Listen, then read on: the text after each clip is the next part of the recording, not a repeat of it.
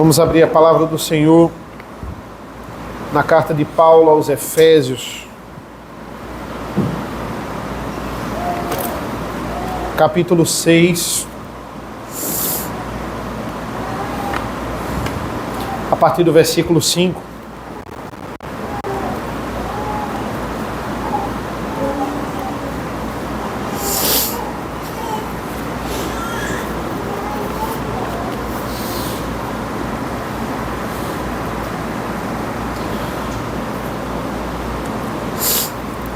Assim diz a palavra do Senhor. Quanto a vocês, servos, obedeçam os seus senhores aqui na terra com temor e tremor, com sinceridade de coração, como a Cristo, não servindo apenas quando estão sendo vigiados somente para agradar pessoas, mas como servos de Cristo, fazendo de coração a vontade de Deus. Sirvam de boa vontade, como se estivessem trabalhando para o Senhor e não para pessoas, sabendo que cada um, se fizer alguma coisa boa, receberá isso outra vez do Senhor, seja servo, seja livre.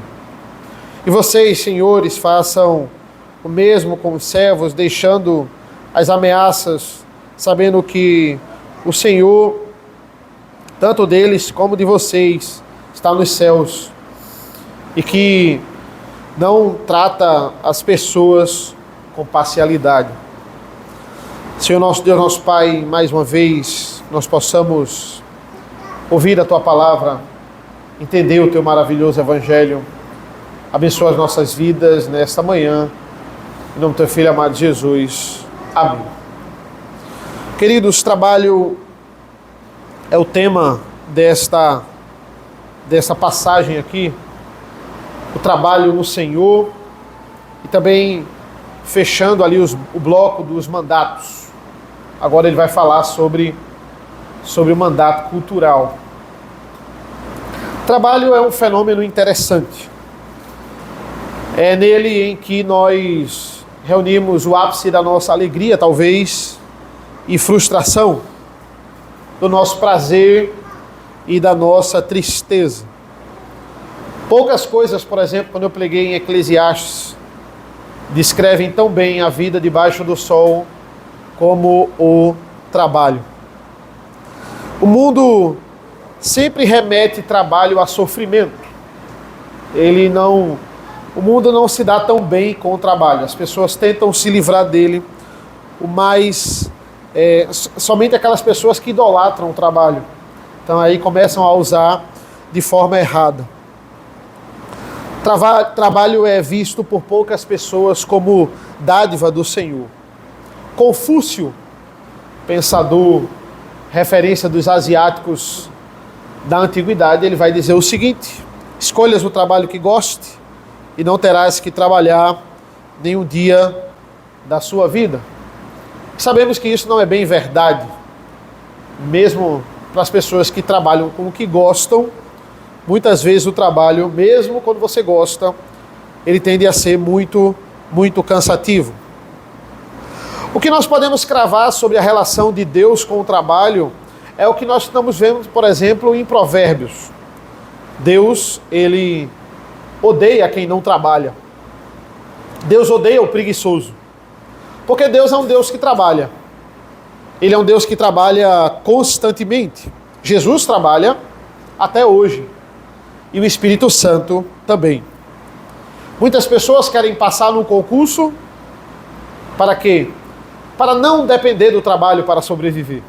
Esse é um dos maiores objetivos daqueles que querem passar em concursos. Olha, eu posso burlar ali e eu ainda vou continuar recebendo o meu salário sem nenhum risco ali grande de ser demitido. Mas por outro lado, para outros o trabalho traz prazer. Quando a gente gosta do nosso trabalho, a gente trabalha com o que a gente gosta e a gente realiza ali, bate metas, né? E de fato as pessoas elogiam o nosso trabalho. Isso também pode nos trazer um grande prazer. Eu me lembro, na época que eu recebi o meu primeiro salário, eu não sabia o que fazer com tanto dinheiro. Hoje em dia é bem diferente. Hoje em dia cada centavo conta. Mas mesmo assim, um grande prazer quando nós recebemos o salário que é fruto do nosso trabalho. Qual é a linha de pensamento de Paulo na carta dele aos Efésios, desde o capítulo 4? A linha de pensamento dele é: sempre pense no outro primeiro. Sempre pense no próximo. Ele está falando de você suportar um ao outro, ter comunhão um com o outro. Ele está falando de você usar os seus dons para servir a igreja. Você precisa descobrir o seu dom. Você precisa pensar no Espírito Santo. Você não pode entristecer o Espírito Santo. Você tem que pensar nele também, em primeiro lugar. Então, tudo converge para isso. Todas as coisas voltadas para você pensar no outro. Quando você ama a esposa, você está pensando em Deus, você está sendo submisso a Deus. Quando a esposa, ela se submete ao marido, ela está pensando em Deus, ela está querendo agradar o marido. E quando os filhos obedecem os pais, também eles estão pensando em Deus e eles estão pensando em honrar os pais. Sobre a questão dos pais honrar os filhos e não levantar a ira deles, nós vamos ver isso detalhado na escola dominical. Vamos voltar na escola dominical hoje para o versículo 4, para focarmos somente nessa questão. Nada deve visar o nosso interesse próprio, aqueles que estão subordinados a Deus. E no mandato cultural, isso não é diferente. Um dos grandes elementos do mandato cultural é, de fato, o trabalho. Por isso que ele foca no trabalho aqui nessa passagem. E aqui Paulo está num campo minado, digamos assim. Um campo minado que, pela descrição e pela narrativa, ele não está nem um pouco preocupado em estar nesse campo minado. Por quê? Porque a maioria das pessoas aqui, a maioria dos membros da igreja de Éfeso, eles não eram CLTs, eles não eram patrões, eles eram escravos. Esse é o contexto aqui do versículo 5. Quanto a vocês, servos, obedeçam a seus senhores aqui na terra, com temor e tremor, com sinceridade de coração, como a Cristo. Essa palavra servos, os tradutores dão uma aliviada aqui, dão uma amenizada, porque a tradução correta aqui é escravos. A palavra aqui é escravos. Quanto a vocês, escravos, obedeçam os seus donos. Existem pessoas que são donos de vocês, que são senhores de vocês, certo? Então, Paulo está falando justamente do regime de escravidão que predominava naquela época, o regime de escravidão do Império Romano. E para a gente deixar claro algumas coisas aqui, o regime de escravidão do Império Romano era muito diferente do regime de escravidão colonial, do regime de escravidão imperial de Portugal sobre o Brasil. Toda vez que a gente remete à escravidão, automaticamente, por nós vermos muito isso na escola, a gente remete à cor da pele. A escravidão colonial brasileira era uma escravidão racial. Era uma escravidão que menosprezava a cor da pele de um e exaltava a cor da pele do outro. Roma não tinha nada disso. Existiam escravos negros e escravos brancos, né? Uma pobreza excessiva poderia tomar conta de uma pessoa ou de uma família, e aquela pessoa ali, ela poderia se meter em tantas dívidas que ela iria agora ter que trabalhar para o outro para pagar essa dívida, né? Às vezes a dívida, ela era uma dívida de mais de uma vida, então ela teria que morrer ali trabalhando para aquela pessoa, ou se ela fosse um prisioneiro de guerra. Duas formas de você se tornar escravo em Roma: ou prisioneiro de guerra, as principais, na verdade. Prisioneiro de guerra e dívidas. A maioria era por dívidas. Lembrem-se de Onésimo e Filemon. Onésimo, ele era um escravo ali por dívidas. Pela narrativa da carta, ele provavelmente estava devendo ali anos de serviços a Filemon. E não que isso, queridos, justifique a escravidão. Eu não estou justificando a escravidão. Não, essa é a escravidão correta e essa não é. Não, nenhuma escravidão, ao meu ver, é correta, ou melhore aqui a situação desses escravos de forma alguma, mas é apenas para a gente dividir o que é uma escravidão racial e o que é uma escravidão aqui no período romano. Ou seja, muitas pessoas acham que por Paulo aqui, ele não criticar a escravidão ou não iniciar um movimento contra a escravidão, ele era racista. Paulo era machista, isso nos provas do capítulo 5, porque ele fica mandando a esposa obedecer o marido, e Paulo é racista aqui, porque ele fica mandando o escravo lá obedecer o seu senhor, e ele não era contra a libertação dos escravos, de forma nenhuma. Os romanos eram racistas. Os romanos eram muito racistas. Não racista quanto a cor da pele, mas racista para quem não era romano. Quem não era romano para eles era inferior. Tanto é que existia uma grande divisão entre os patrícios e os plebeus. Os patrícios eram aqueles filhos de mãe e pai romanos. E os plebeus, ou os dois eram estrangeiros, ou o pai ou a mãe ou o pai. Então, se você fosse sangue puro romano, você era superior. Vocês tinham mais direitos. Um patrício não podia casar com um plebeu. Era proibido. Plebeu tinha que casar com plebeu e patrício com patrício. Se um patrício roubasse, era uma pena maior. Uma pena menor. Se o plebeu roubasse, a pena era maior. Era assim que funcionava. É daí que vem a origem da palavra patricinha. É a menina mimada, a burguesa. Vem da palavra patrício, dos romanos. Apenas na metade da República Romana que eles vão começar a equiparar os seus direitos ali entre patrícios e plebeus. Ou seja, os romanos eram muito racistas, mas não tem nada a ver com a cor da pele. Os gregos eram muito racistas também. Vários. Eles eram racistas quanto aqueles de pessoas de etnia grega também. Vai lançar um filme agora na metade do ano chamado A Odisseia. A Bíblia grega do nosso escritor, um dos primeiros historiadores também, Homero, filósofos também. E pela primeira vez nós vamos ver no cinema uma Helena de Troia negra. Eles vão colocar uma Helena de Troia negra. E isso é inconcebível para Homero e para os gregos, porque Helena de Troia ela era espartana, ou seja, branca, dos olhos azuis ou verdes, alta, bem diferente do que vai ser retratado. Isso está gerando uma grande polêmica. É o momento que os historiadores ateus e cristãos eles se unem contra o cinema, porque eles acham isso inadmissível. Não pelo racismo ou por não admitir uma mulher negra interpretar esse papel, é pela etnia dos gregos mesmo. Até os deuses etíopes, quando eles vão pintar lá nos seus vasos, até os deuses etíopes, eles pintavam brancos, porque eles idolatravam não a cor da pele branca, mas a etnia grega. É inconcebível uma Helena de Troia negra na época da Grécia. É uma tentativa de você reparar erros históricos, Mas... E Aquiles também. Aquiles vai ser retratado por uma mulher trans, No caso ali, um homem trans, eles falam, Mas é uma mulher. Aquiles, o maior guerreiro grego já visto, vai ser um homem trans. Então, são esses equívocos ali, o grande herói. Então, voltando aqui, os judeus eram racistas também. Eles eram racistas.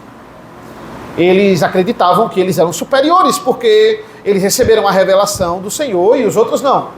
Vocês acham que a diáspora judaica no ano 70, ela aconteceu por quê? Ela aconteceu porque os judeus disseram, olha, nós somos superiores.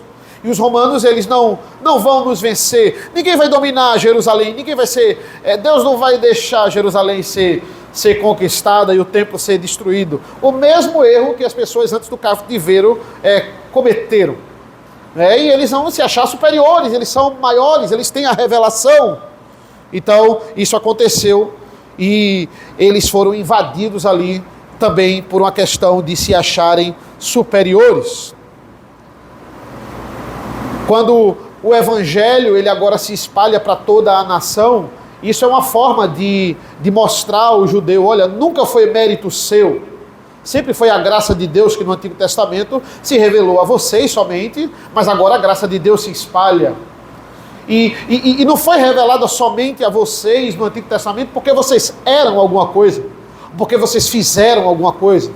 Então isso também foi um golpe no racismo deles, na superioridade que eles tinham. Onde é que a Bíblia coloca todos no mesmo pé de igualdade e não há acepção de pessoas?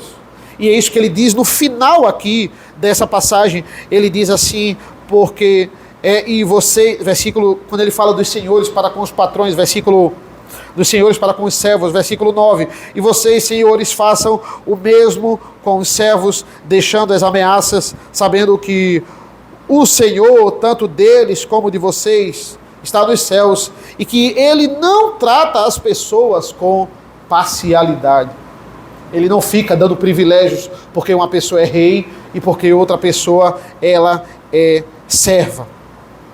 Não é porque o seu patrão e aí a gente tem que entender, quando a gente diz assim, somos todos iguais e paramos todos na depravação total, isso agora remete a outra implicação.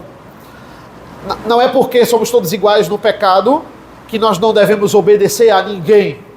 A ideia é essa.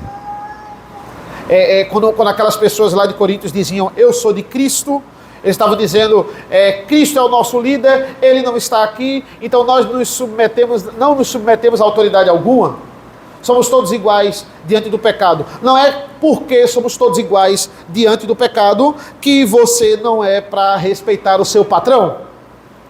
Não é para respeitar as pessoas e as autoridades que foram constituídas sobre você.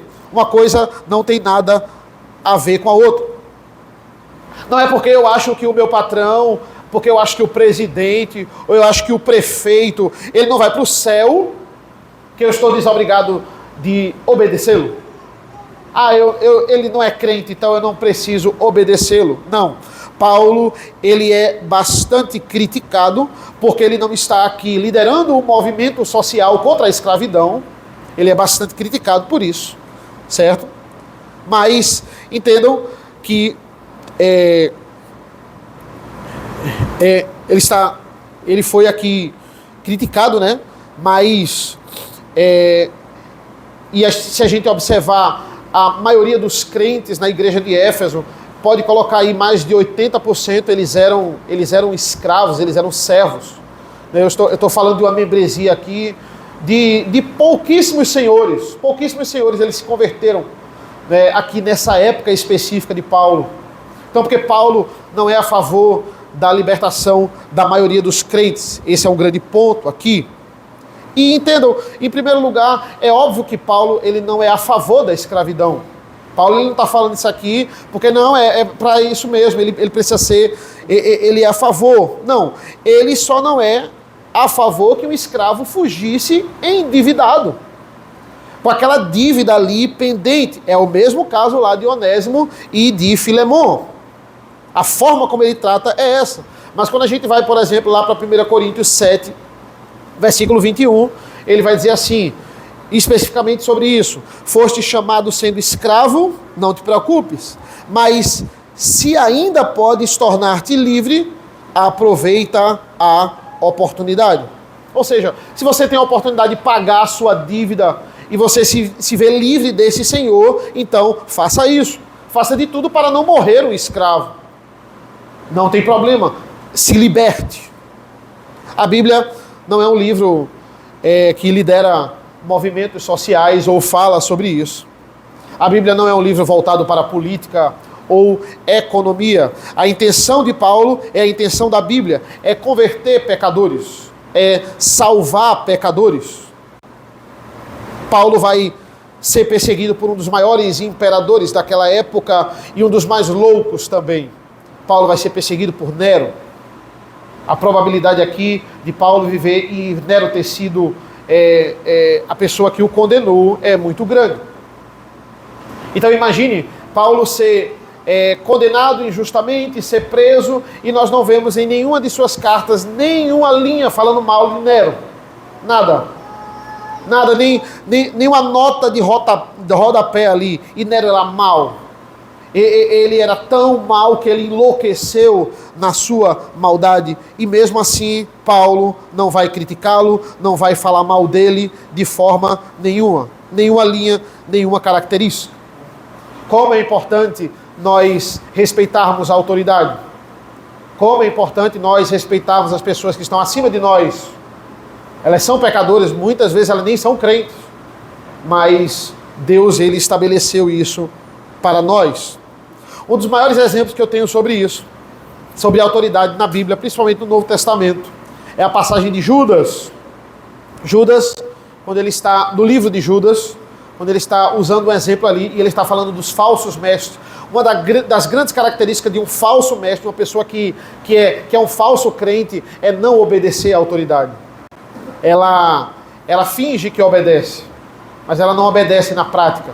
E Judas vai usar justamente esse exemplo, falando sobre ali a luta entre Miguel e o diabo. Versículo 9 de Judas vai dizer assim: contudo, nem mesmo o arcanjo Miguel, quando entrou em conflito com o diabo e discutiu a respeito do corpo de Moisés, ousou pronunciar sentença difamatória contra ele. Pelo contrário, disse: o Senhor repreenda você.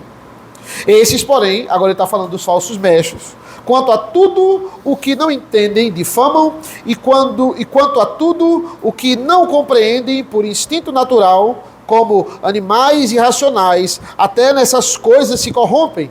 Ai deles, porque seguiram o mesmo caminho de Caim, e movidos por ganância, caíram no erro de Balaão, e foram destruídos na revolta de Corá. Miguel sendo Miguel, lá diante do diabo em pessoa, ele não proferiu maldições contra o diabo. Ele, pelo contrário, disse: o Senhor repreenda você. Na primeira oportunidade que o falso mestre, que o falso submisso, ele tem de ir contra a sua autoridade, ele vai lá e ele o difama. Nós vivemos num país onde esse é um dos maiores problemas que tem.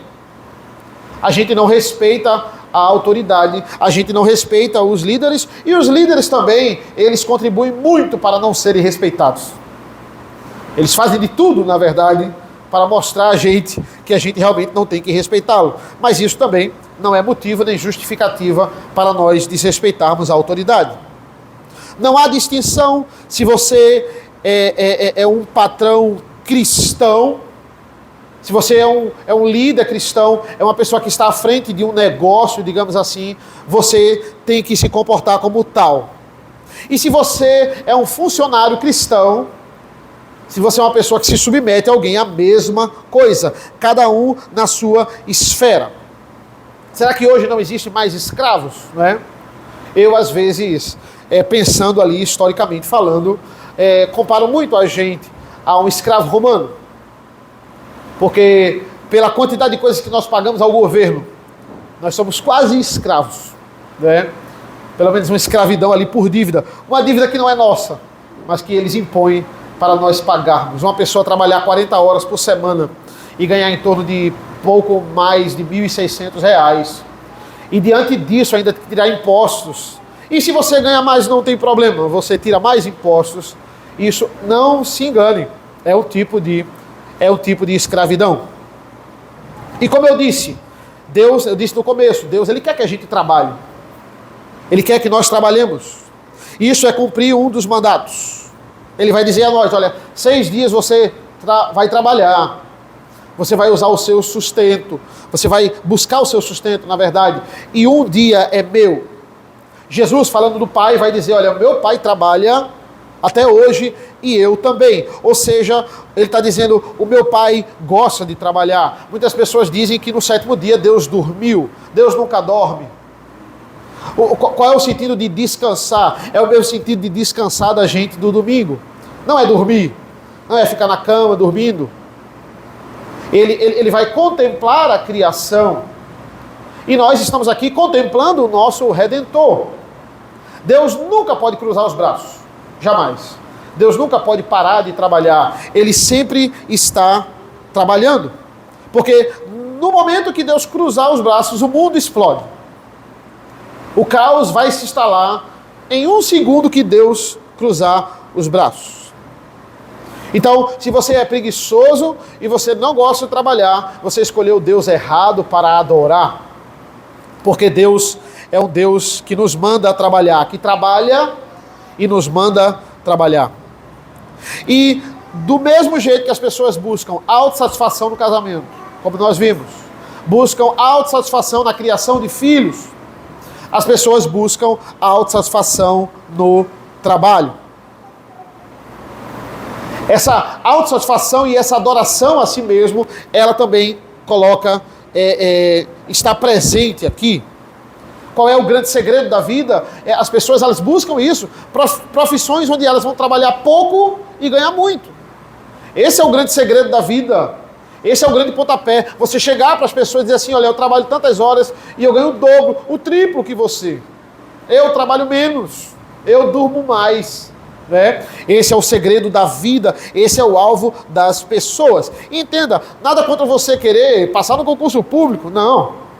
Você de fato vai ter mais estabilidade, você de fato vai ter uma segurança ali maior, mas a nossa desculpa nunca pode ser não trabalhar. Ah não, eu quero passar porque eu não quero trabalhar, porque eu não quero ter autoridade, eu não quero ter patrão na minha cola. E o nosso texto, irmãos, ele é uma série de repetições, porque ele sempre está repetindo isso. Ele repetiu isso no casamento, ele repetiu isso na criação de filhos, e ele vai repetir isso também nesta passagem aqui. Ele vai dizer assim, quanto a vocês, servos, obedeçam aos seus senhores aqui na terra, com temor e tremor, com sinceridade de coração, como a Cristo. Veja, essa expressão, no Senhor, né? Versículo 5, como a Cristo. Aí, quando a gente vai para o versículo... assim, como para Cristo, digamos assim. Aí versículo 6, como servos de Cristo. Versículo 7, para o Senhor. Versículo 8, no Senhor. Ou seja, o que é que importa no trabalho, né? A função que a gente exerce. O que importa é a relação do seu trabalho com o Senhor. Como é que o seu trabalho glorifica a Deus? Essa é a grande questão. Tudo na sua vida, todas as áreas da sua vida devem glorificar a Deus de alguma forma. Como é que você glorifica a Deus no seu trabalho? O que foi que Deus fez? Deus deu a criação para nós. A criação é para a gente potencializar. A criação é para a gente gerenciar, expandir. Pense em todas as descobertas que o ser humano fez. Como a gente expandiu o conhecimento da época antiga para hoje. E tudo isso é um privilégio. E essa expansão do conhecimento é coisa de Deus, não é coisa do diabo. As pessoas dizem, não, isso é coisa do diabo. Inteligência artificial é coisa do diabo. O diabo, ele está atuando aí de forma alguma. O diabo não tem nenhum poder de criar. Ele não cria nada. Ele não tem poder para isso. Ele é uma criatura e ele não cria nada. O diabo, ele deturpa o que Deus criou, sim. Mas todas as descobertas, todo o avanço científico, a ciência, ela é de Deus, ela não é do diabo.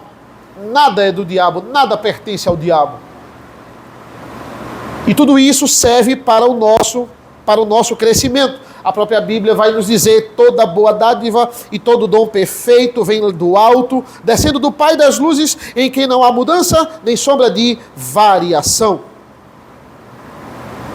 Então, esse texto nos mostra quem é o nosso maior patrão mesmo. Acima do seu patrão terreno. É o patrão com P minúsculo e o patrão com P maiúsculo. Existem alguns comentaristas que eles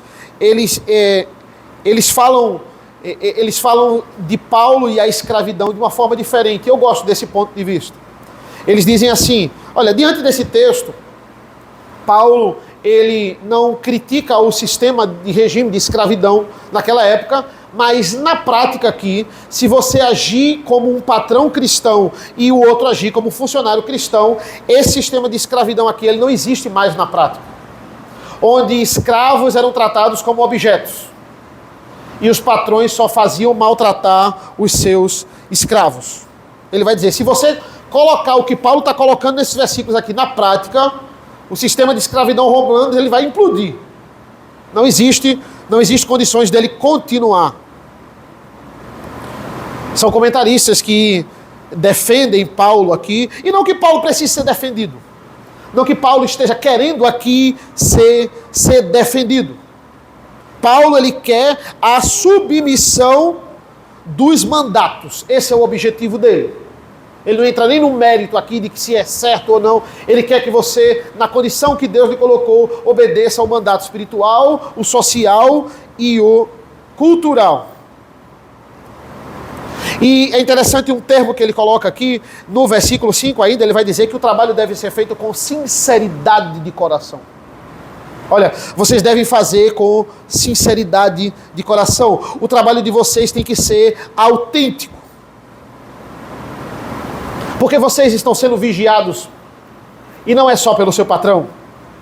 Você está sendo vigiado por Deus. Versículo 6. Não servindo apenas quando estão sendo vigiados somente para agradar pessoas, mas como servos de Cristo, fazendo de coração a vontade de Deus. Existem trabalhos que, se você estiver nele, você desagrada a Deus. Só de estar nele. São trabalhos que já ferem o caráter de Deus na sua prática. Não tem condição. Eu vou dar um exemplo meio extremo aqui.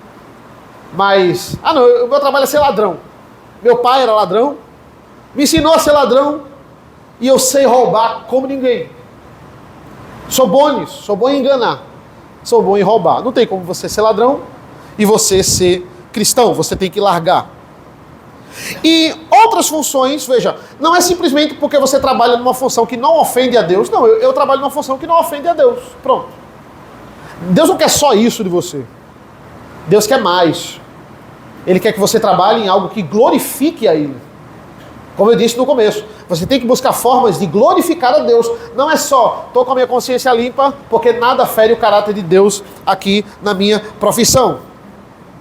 O modo como Paulo usa a relação entre escravos é sempre olhar para Cristo. Sempre olhem para Cristo. Não só quando vocês têm olheiros, versículo 6. No nosso caso, câmeras, né? Não só quando você está sendo vigiado ali no seu trabalho. O cristão não é aquele que se preocupa com câmeras. Não é aquele que se preocupa com os olhos humanos. Ele se preocupa com os olhos do Senhor. Não faz a mínima diferença se ele está sendo filmado ou ele não está. Ele sempre trabalha. Ele está dizendo, o nosso padrão é Cristo. E o nosso modelo de servo é também Cristo. Ele é o nosso Senhor e Ele também é o nosso modelo de trabalho, de servo. Cristo é o nosso maior servo. Versículos 7 e 8. Sirvam de boa vontade, como se estivessem trabalhando para o Senhor e não para pessoas, sabendo que cada um, se fizer alguma coisa boa, receberá isso outra vez do Senhor, seja servo, seja livre. Atente para entender de onde realmente vem o seu salário. Qual é a fonte do seu sustento? É o Deus da provisão que lhe dá tudo. O escravo naquela época ele recebia um salário, mesmo aquele escravo por dívida. Ele recebia o salário. E igual, por isso que eu digo que a gente é um tipo de escravo, que até salário a gente recebe também. É muito parecido. Mas não tem como. Como é que ele pagava a sua dívida? Né? Tinha escravo que pagava a sua dívida e era liberto, não é? Se ele não recebia dinheiro. Ele recebia o seu salário. Não era uma coisa muito grande, mas eles recebiam, sim. Mas ele está dizendo, não foque no seu patrão humano. Não foque apenas no salário terreno. Foque nas coisas do Senhor. Por um lado, o servo peca ao fazer as coisas com insatisfação, a fazer as coisas que não é de coração, só pensando no seu salário terreno, e não entendendo que tem um patrão muito maior que o nosso patrão aqui terreno. Tem um historiador, o nome dele é Tácito. Muitos conhecem deles por Cornélio Tácito. Ele vai falar, ele é um dos primeiros historiadores que vai falar sobre os primeiros imperadores romanos. E ele vai nos dizer que teve um caso polêmico de um senador, de um escravo que matou um senador, um escravo de um senador romano que matou ele. Por quê? Porque esse escravo olhou para ele e disse assim, você nunca vai pagar a sua dívida. Sua dívida comigo não tem um preço. E esse homem se revoltou a tal ponto de dizer, eu vou passar a minha vida servindo a esse homem truculento, e aí foi lá e matou ele. E é interessante, porque no contexto romano é assim, mesmo se você fosse um escravo por dívida ou prisioneiro de guerra, você tinha um preço. Podia ser um preço muito alto, mas você tinha um preço. Tinha um preço a sua liberdade. Então tinham pessoas que desistiam e eram escravos a vida toda porque não conseguiam pagar. E tinham pessoas que diziam, não, com o que eu ganho, daqui a tantos anos, dá para bater e dá para eu ser livre. Esse senador chegou para o escravo e disse assim, você não tem preço. Você vai ser meu para sempre. Esse homem, ele se revoltou, né? Então, só para a gente entender, né, até onde pode ir um ódio de um servo para um senhor, até onde pode chegar isso aí. E aí ele tirou todo o direito desse homem de negociar a sua liberdade. E sobre os senhores, Paulo foca aqui no versículo 9. Ele vai dizer assim, e vocês, senhores, façam o mesmo com os servos, deixando as ameaças, sabendo que o Senhor, tanto deles como de vocês, está nos céus, e Ele não trata as pessoas com parcialidade. Isso se aplica a os dois. Ele está falando aqui do servo e ele está falando do Senhor. Vocês dois, nesta modalidade, vocês devem ser de igual modo honestos, fazendo como ao Senhor, porque tanto o patrão tem um patrão, que é o Senhor, como o funcionário tem um patrão, que é o Senhor também. Como eu disse no começo, não haviam muitos senhores nas igrejas, principalmente nessas primeiras décadas aqui de proliferação do Evangelho. Podemos não ser aqui todos empresários e a gente não ter funcionários, em que a gente tem que dar um salário e tem que honrar essas pessoas, mas entenda, todos nós, existem pessoas que trabalham para nós. Existem pessoas que de alguma forma prestam serviços para nós. Pense aí, quem mora num condomínio aqui? Quem mora num condomínio, tem pessoas que trabalham para você. O porteiro trabalha para você. O zelador do prédio trabalha para você. Todas essas pessoas, elas estão abaixo de você de alguma forma. Elas estão prestando um serviço para você. Como é que você trata essas pessoas? Você é uma parcela ali de patrão delas. Como é que é o seu relacionamento com essas pessoas? Também esse é o momento de glorificar ao Senhor. Como nós tratamos essas pessoas. Se você maltrata essas pessoas que Deus coloca abaixo de você, se você não paga um salário justo a esse funcionário, e o brasileiro é assim, o brasileiro gosta muito de pechinchar, ele gosta muito de menosprezar o trabalho do outro para pagar menos. Ah não, mas isso não vale tanto assim. Por exemplo, ninguém numa reunião de condomínio trata sobre aumentar o salário do porteiro, né? A gente trata sobre a obra está muito cara, a taxa do condomínio está cara, mas ninguém pensa vamos aumentar o salário do zelador, vamos, e se você é um síndico, se você é uma pessoa que participa de reunião do condomínio, será que o salário do porteiro é justo? Será que o salário do zelador é justo? Nós devemos pensar nisso aí. Uma pessoa vem pintar a sua casa. Aí ela diz o preço. Você ouve o preço e o preço é justo. Você já sondou com outras pessoas e ele cobrou até mais barato. Mas não, você é brasileiro. Você tem que pechinchar. Você tem que menosprezar. Não, isso aí você faz mais barato, né? Mesmo se aquilo ali for, você entende que aquele trabalho ali, ele vai pintar a casa toda, aquilo ali é justo, por que não dizer sim? Eu vou até lhe dar mais. Não, você precisa ganhar. Você precisa ter um lucro ali no seu bolso, mesmo que o serviço do outro seja menosprezado. Está vendo que nós somos patrões de muitas pessoas? Deus coloca a gente acima de muitas pessoas, mesmo não sendo empresário. Eu já preguei sobre isso no grupo familiar, mas essa passagem me fez lembrar Provérbios. Abra aí, por favor, em Provérbios 20, versículo 10, e depois eu vou ler o 14.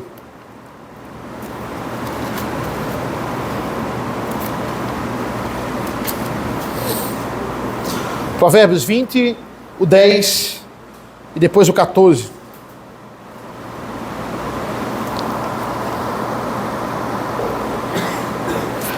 Versículo 10 é o mais famoso. Ele vai dizer assim: o Senhor detesta o uso de 2 pesos e 2 medidas. Ele detesta tanto uma coisa quanto a outra. Então, o Senhor detesta a desonestidade. Você vender errado, você enganar o comprador. Isso é pecado. Mas no versículo 14 ele inverte os papéis.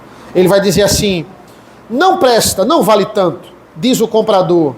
Mas quando vai embora, então se gaba do negócio que fez. Ele está falando do comprador agora. Ele está dizendo assim: o comprador diz assim, olha, isso aqui está caro, na esquina eu vi mais barato. Na esquina é mentira, você nem viu mais barato. Mas você diz para tentar ganhar ali do vendedor. Ou seja, é o comprador que está querendo passar a perna no vendedor. Isso pode acontecer também. E isso é pecado. E isso é roubar. Para uns isso é só negociar. Não, eu estou negociando. Se o vendedor quis vender por isso, eu não amarrei ele para me vender. Mas não, para Deus isso é pecado. Isso é roubar também. Você está desvalorizando o serviço de alguém que está cobrando um preço justo por aquilo. É claro que se você achar muito caro, se você realmente achar caro, você pode debater. Tudo bem, rapaz, realmente está caro. Realmente você viu mais barato ali. Então tudo bem. Mas se você mentir, eu vou desvalorizar o serviço dele para mentir, para preservar o meu bolso. Então você está menosprezando o trabalho das pessoas. E isso não é glorificar a Deus. Como trabalhamos para as pessoas que trabalham para a gente? Nós devemos pensar nisso. O princípio da glória de Deus, ela vem para os dois lados. Ainda no versículo 9, ele vai dar uma expressão interessante aqui. Ele vai dizer assim, olha, deixando as ameaças. E naquele contexto romano, era o que mais tinham. Maus tratos aos escravos, ameaças físicas, ameaças emocionais, várias e várias delas. Tem um filósofo romano também da época chamado Lúcio Sêneca, que retrata em um dos seus livros as grandes ameaças de espancamentos que os escravos sofriam, abusos sexuais também, e o pior deles, eles mexiam no psicológico desses servos dizendo assim, olha, eu sou o Senhor sobre você e sobre sua família. Se você não fizer o que eu quero, eu vou vender a sua esposa. Se você não fizer o que eu quero, eu vou vender os seus filhos. Eu vou vender os seus filhos para fora do país.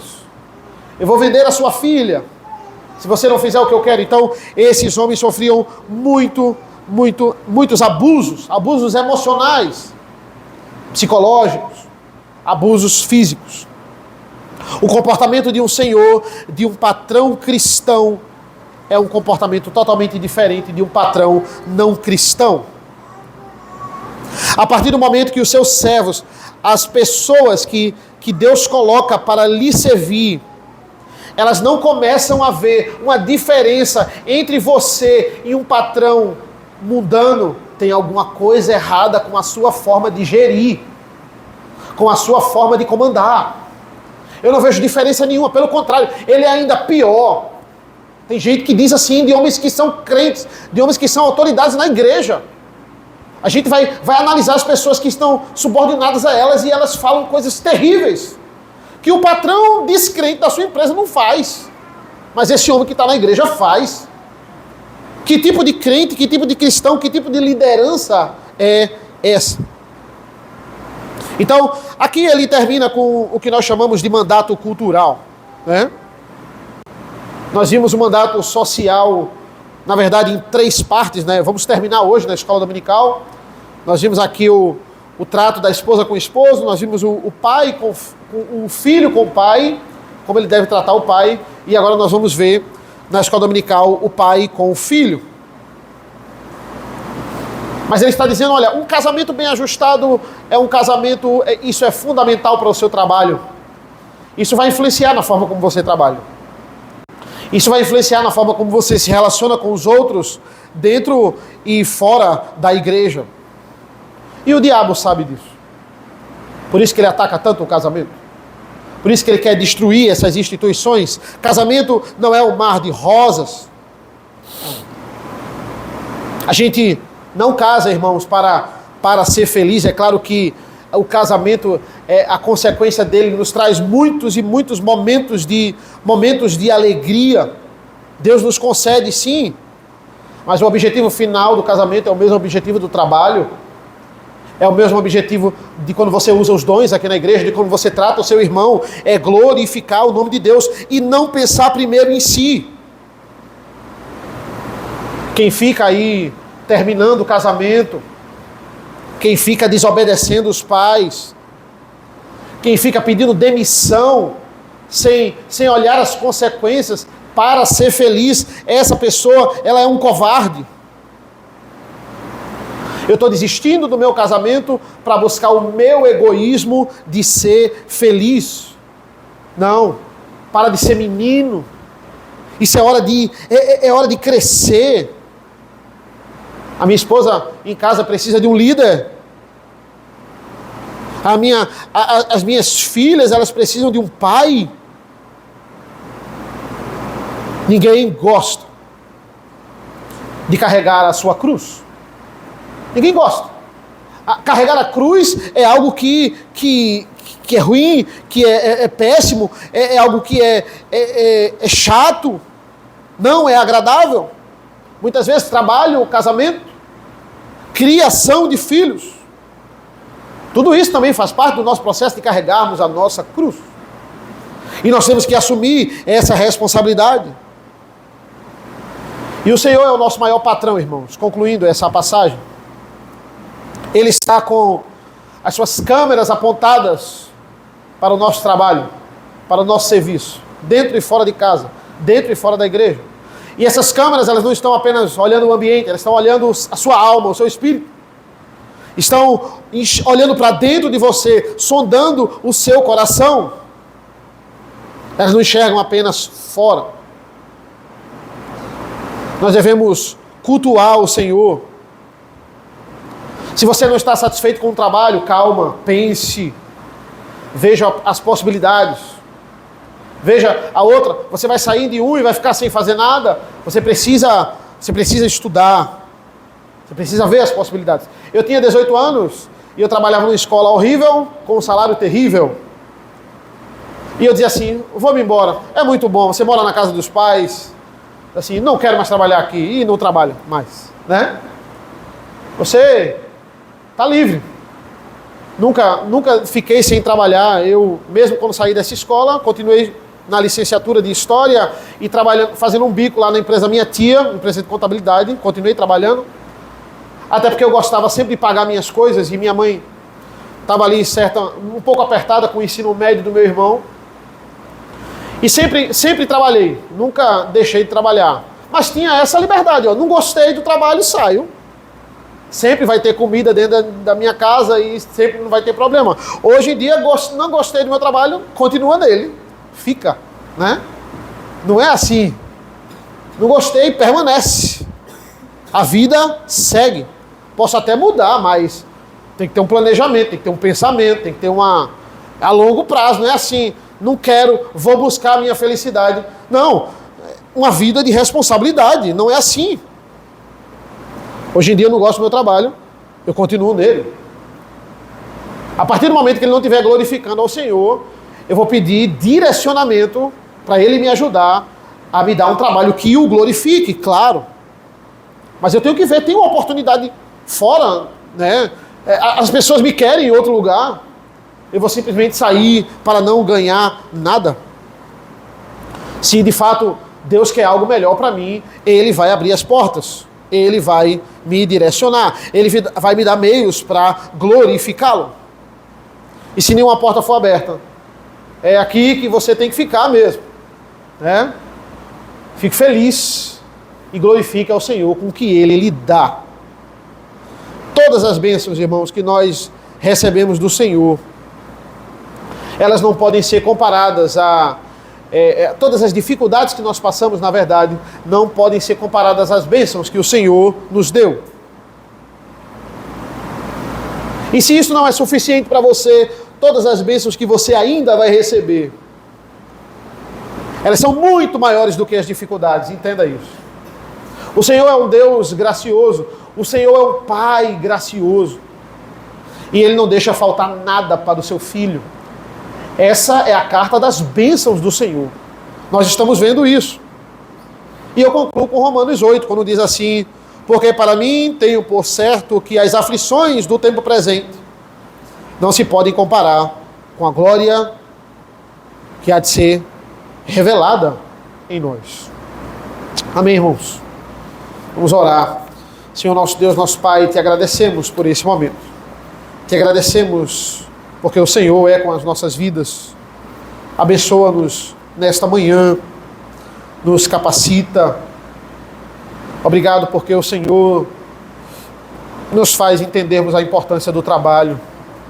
Nos dá essa carta aqui, abençoada, para que nós possamos entender e aplicar e trabalhar para a tua honra e glória, porque o Senhor nos dá saúde, o Senhor nos dá capacidade, meios, recursos para glorificar o teu nome através do trabalho. Nos abençoa. Abençoa esse momento aqui também da Santa Ceia. Esse momento que remete o maior trabalho de todos os tempos. A maior obra, a obra perfeita de Cristo Jesus. Te agradecemos por esse momento, por esta manhã.